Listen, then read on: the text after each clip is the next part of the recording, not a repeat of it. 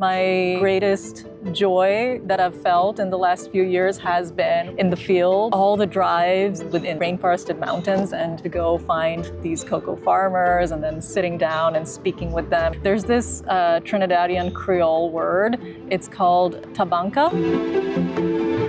So I'm a student. I'm doing my PhD. My dissertation is actually on cocoa farmers and chocolate makers. So that's been a really fun part of my work. I do feel like my greatest joy that I've felt in the last few years has been when I've been in the field.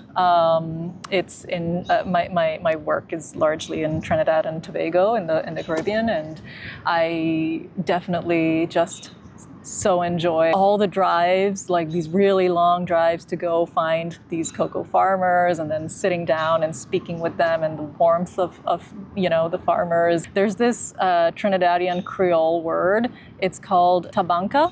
And I learned it while I was doing my research there. It refers to this very kind of soulful idea of loving someone so deeply and missing them so much because they're gone now, but kind of still persisting in that love. And so it's kind of like this bittersweet idea. I think it's related to this idea of being hit with obstacles in your life.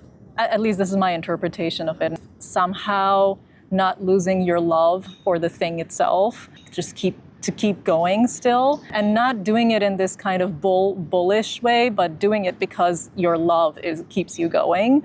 I think, PhDs are a long journey.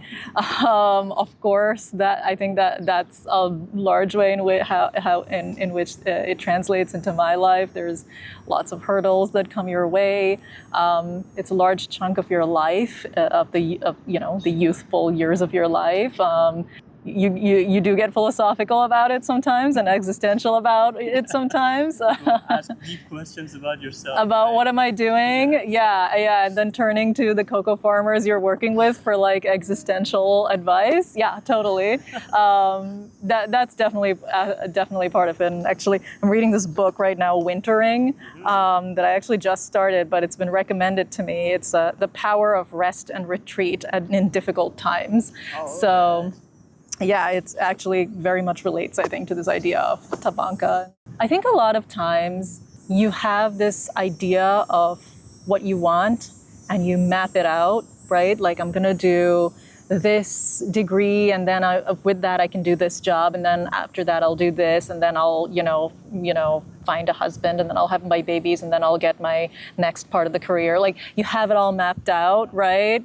But it doesn't work out like that, is what I've figured out so far. Even what you view as failures along the way, I have realized down the line that, oh no, that was actually something that was the best decision for me. So definitely there was a point when I was like really sad that I couldn't go to one program because I didn't get off the wait list. And I ended up going to another program, and I felt in that moment pretty badly about it, like, my plan's not working out and things like that. But years later, I now know that, like, no, this is where I'm supposed to be. Like, I love my life right now, and this is like that. What there is a plan. It might not be your plan, but there's a plan, and sometimes it's I'm learning myself to let go and sometimes go with the plan, even if it's not my plan. I think it's I'm learning it still. I'm not fully there yet. Yeah. Yeah, I think because we kind of grow up with the notion that, because we're in control, so we have to control everything, and we have to kind of like micromanage everything. And that advantages can have, but at the same time, I think it's also not allow you to really enjoy the ride. Absolutely, totally. I agree with that. And it's understandable, the urge to plan out everything, especially, I don't know, it feels like there's so much chaos out there, and you just want to have as much control as possible over your own life so that you can get yourself through it all, right? And on top of that, if you add things like being an immigrant, or like all the paperwork, all the work and the emotional and the anxiety and all of that, right? Like, so it totally makes sense to like want to have a plan and to stick to it, I think.